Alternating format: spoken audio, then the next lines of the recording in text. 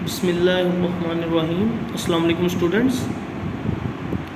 आज बेटा हम स्टार्ट करेंगे सब सेलुलर और ए सेलुलर पार्टिकल्स। अब हमें सबसे पहले सेल थ्योरी के प्रिंसिपल जो हैं वो आने चाहिए। सेल थ्योरी के सबसे पहले प्रिंसिपल में जो कहा गया वो ये कि organisms are composed of one और मोर सेल्स, के कुछ ऑर्गेनिज्म एक सेल से बने हुए हैं, कुछ एक से ज़्यादा सेल से बने हुए हैं। लेकिन हमारे पास कुछ ऐसे पार्टिकल्स भी हैं जो सेल से नहीं बनते।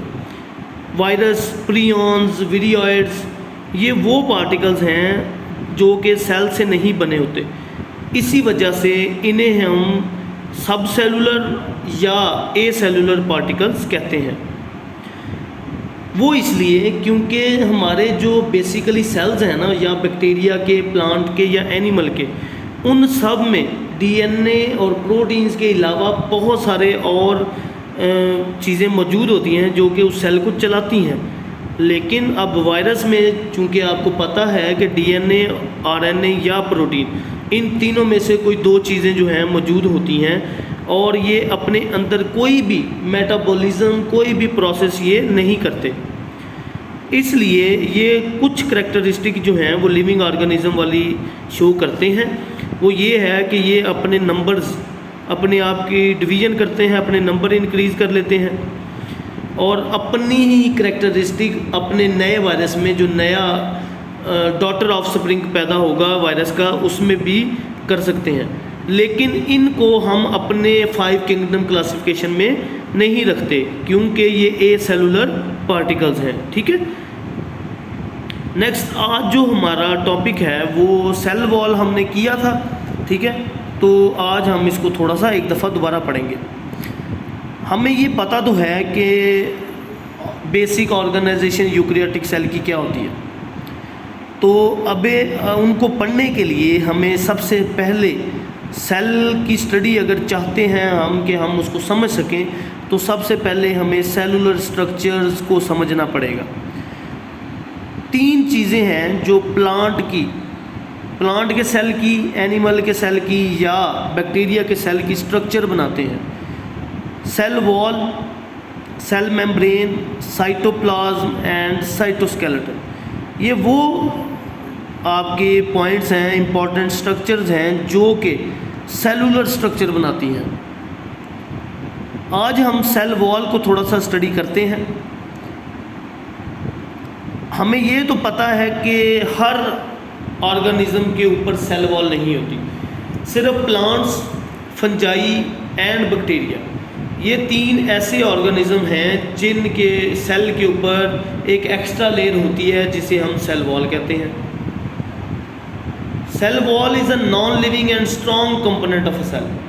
सेल वॉल जो है ये नॉन लिविंग होती है। ठीक है, इट डज नॉट डिवाइड, और इसमें बहुत सारे स्ट्रॉन्ग कंपोनेंट्स होते हैं जो सेल को शेप देते हैं, स्ट्रेंथ देते हैं, प्रोटेक्शन देते हैं एंड सपोर्ट देते हैं। सपोर्ट ये करते हैं जो आपके सेल के अंदर प्रोटोप्लाज्म या साइटोप्लाज्म मौजूद है उसको। बाकी शेप प्लांट सेल की और तरह की होती है, एनिमल सेल की और तरह होती है। अब प्लांट सेल के ऊपर सेल वॉल मौजूद होती है, इसलिए उसकी शेप जो है चेंज हो जाती है और वो उसमें स्ट्रेंथ आ जाती है। ठीक है, और जो सबसे मेन फंक्शन सेल वॉल का वो प्रोटेक्शन का है। सेल वॉल प्रोटेक्ट करती है प्लांट को।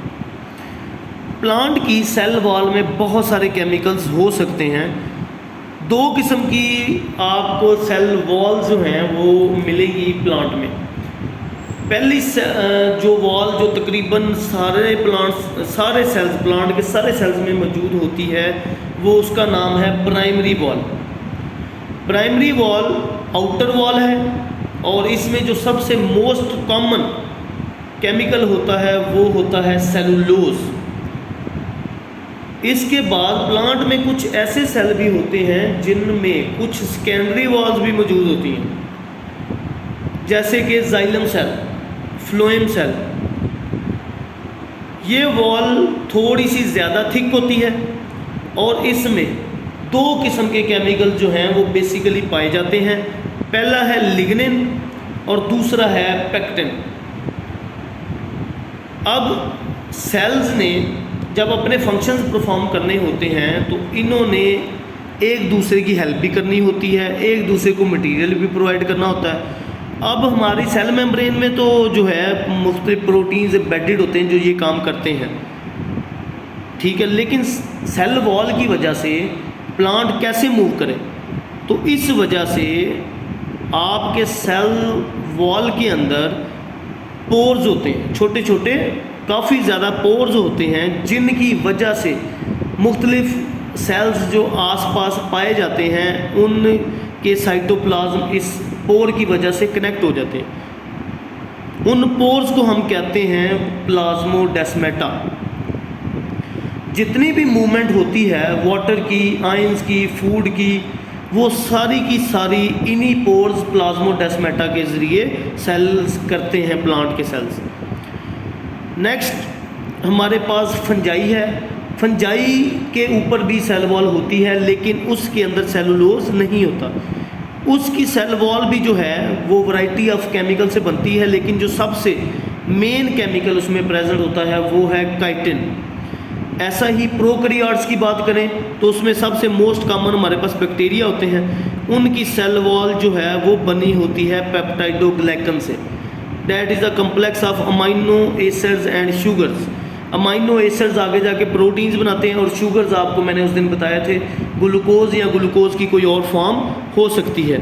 ये बैक्टीरिया की सेल वॉल जो पेप्टाइडोग्लाइकन से बनती है। अब हम थोड़ा सा सेल मेम्ब्रेन की तरफ मूव करते हैं। प्लांट की बात अगर पहले करें तो प्लांट में आउटर वॉल के बाद जो मेम्ब्रेन आती है उसका नाम है सेल मेम्ब्रेन। जितनी भी मूवमेंट जो होती है, ठीक है, मॉलिक्यूल्स की, आयंस की, वाटर की, वो सेल मेम्ब्रेन के अलाउ करने की वजह से होती है। अदरवाइज़ वो मूवमेंट जो है वो कभी ना हो, ठीक है। सेल वॉल में तो पोर्स मौजूद हैं, सेल वॉल ने कोई फंक्शन प्ले नहीं करना मूवमेंट में।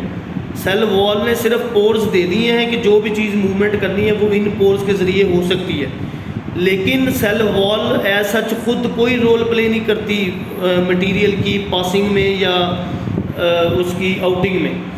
लेकिन ये जो मटेरियल की इन आउट होती है, क्रॉसिंग होती है, इसमें सिर्फ एक ही सेल की स्ट्रक्चर है जिसका नाम है सेल मेम्ब्रेन, वो रोल प्ले करती है। इस सेल मेम्ब्रेन को हम कहते हैं semi permeable barrier. Semi permeable barrier हम इसको इस वजह से कहते हैं क्योंकि ये कुछ मॉलिक्यूल्स को अलाउ करती है, कुछ को नहीं करती। अगर तो ये सारे मॉलिक्यूल्स को अलाउ कर दे तो फिर तो हमें सेल मेम्ब्रेन की ज़रूरत ही ना पड़े, फिर सेल वॉल ठीक है, वो पोर्स हैं उसमें से अपनी मर्ज़ी से मूवमेंट होती रहे। सेल मेम्ब्रेन किसी वजह से वहाँ पर प्रेजेंट है ताकि सेल को कोई नुकसान ना पहुँचे। अगर मैं यहाँ पर आपको एग्जांपल दूँ कि हमारे पास 100% वाटर सेल में मौजूद है और साथ वाले सेल में 75% वाटर है, तो उस सेल में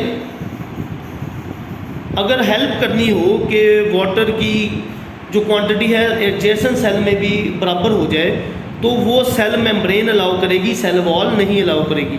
इसी वजह से हम सेल मेम्ब्रेन को सेमी परमिएबल बैरियर कहते हैं। अब सेल मेम्ब्रेन के जो कंपोजिशन है उसमें 3 चीज़ें जो है बेसिक पाई जाती हैं, कार्बोहाइड्रेट्स, लिपिड्स एंड प्रोटीन्स, जिनको हम डिटेल में स्टडी करेंगे इंशाल्लाह नेक्स्ट लेक्चर में। आज बस आपने सेल मेम्ब्रेन का इंट्रोडक्शन जो मैंने आज बोला और आपको स्क्रीन पे भी नज़र आ रहा होगा, यही बस आपने जो है आज के लेक्चर में प्रिपेयर करना है।